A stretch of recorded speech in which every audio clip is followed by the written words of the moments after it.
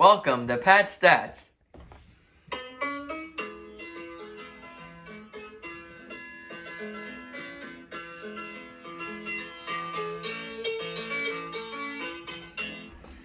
Today we have the top 5 shortstops for the 2021 season. The shortstop position currently in Major League Baseball is absolutely loaded. The top 5 is insane, and people outside the top 5 are very, very good shortstops that unfortunately will not be included in today's video because shortstop is just that good.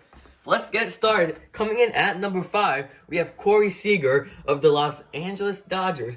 Corey Seager broke out in 2020, had a couple of sort of down seasons, 2018, 2019, following up 2 All-Star seasons in 2016, 2017. His 2020, he was an MVP finalist. He came in 9th, also playing very well in the postseason and helping the Dodgers win the World Series. In 2020, he batted .307 with a .358 on base percentage, .585 slugging percentage, and a .943 OPS. That's an OPS plus of 152. He also hit 15 home runs in the shortened season, which is very nice, and had 41 RBI. So Corey Seager, he has always been a kind of a consistent player with those 2 All-Star seasons in 16 and 17, and he broke out big time in 2020. Good enough to get a number 5 spot on my list. Coming in at number 4, I have Trea Turner of the Washington Nationals. Again, another one of these players. Finally, we got to see a full season of him. In 2019, he had some injuries. Same with 2017 and 2016. But you saw in 2020, he batted .335, close to the batting title, with a .394 on base, .588 slugging percentage, and a .982 OPS, almost at 1,000, with a .157 OPS, finished 7th in the MVP voting. He's fast, he'll steal your bases. He had 43, a league high in 2018, as well as 35 in 2019. So he is a speedster on the bases and can hit for some power, as he did last year, 12 home runs. And just solid at shortstop, solid defense at shortstop. And he's just a very good player. Finally, people started to talk about him a little bit more. I believe he is a number 4 shortstop going into 2021. Coming in at number 3 is Trevor Story of the Colorado Rockies. Trevor Story is a very good player. If you think that Trevor Story is not good because of the Coors effect, well then you're wrong, because Trevor Story is good wherever he goes. I know the nature of the Coors effect is that people's numbers will be inflated, and they will get better because they played at Coors Field. But I'm not going to penalize him for that at all, because it's just what everybody does. You see, he always has batting averages pretty much since 2018 of at least 280, 289 last year. Solid on base percentages, slugging percentages in the 500s, and OPS is well over 800. And in 2018, 2019, his 2 All-Star seasons, they were in 900s.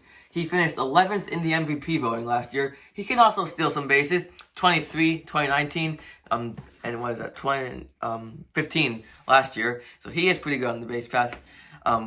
I don't punish him at all for playing in Coors Field. It's not his fault that he plays in Coors Field. He's an unbelievable hitter and a spectacular defender. I believe he's never won a Gold Glove, but that's because the shortstop position in general is loaded with very good offensive and defensive players. Number 3 on my list for Trevor Story. The second best shortstop going into 2021 is Fernando Tatis Jr. of the San Diego Padres. The player who has played the least amount of time in the major leagues. Still, that does not matter for me. He's my number 2 shortstop, obviously. I mean, this guy is the face of the Padres right now. Potentially the most entertaining player in the game right now. He does it all. He hits for power. He hits for average. He steals bases. He plays a spectacular defense. I know his arm and his accuracy in terms of his arm could be improved, but that'll come. He is only like 20, 21, or 22 years old. I'm not exactly sure how old he is. Came in 3rd place with Rookie of the Year last year, and came in 4th in the MVP voting this year with a spectacular season. You see the OPS at 937 and the OPS plus of 155. He also stole 11 bases this year, hit 17 home runs, and was pretty good for them in the playoffs. Fernando Tatis Jr., while he could be on a path to number 1, in my opinion, is not there yet. Number 2 is where he'll settle. Coming in at number 1, in my opinion, the best shortstop in the major leagues going into next year is now on my favorite team, the New York Mets, and that is Francisco Lindor. I've talked about him pretty much the entire of the time in my video a couple days ago reacting to the trade, so I won't get into the numbers too much. You can watch that video from a couple days ago to see those numbers. But the point is, Francisco Lindor is a very good shortstop. He does it all. Hits for power. He steals bases. Hits for RBIs. Hits for he is a very good hitter. He also plays a spectacular defense.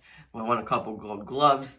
2020 technically had a down year. With that being said, I'm not gonna punish it for him. It was only 60 games. Still batted .258 with OPS at 750. A couple of players, including him and Christian Yelich, had a bad 2020. I'm not gonna punish him at all for that. I still think he is the #1 shortstop going into 2021. That is all for Pat Stats today. If you want to watch some more Pat Stats, this is my most recent upload, and this is a video that YouTube recommends you watch. Thank you for watching, and we'll see you next time.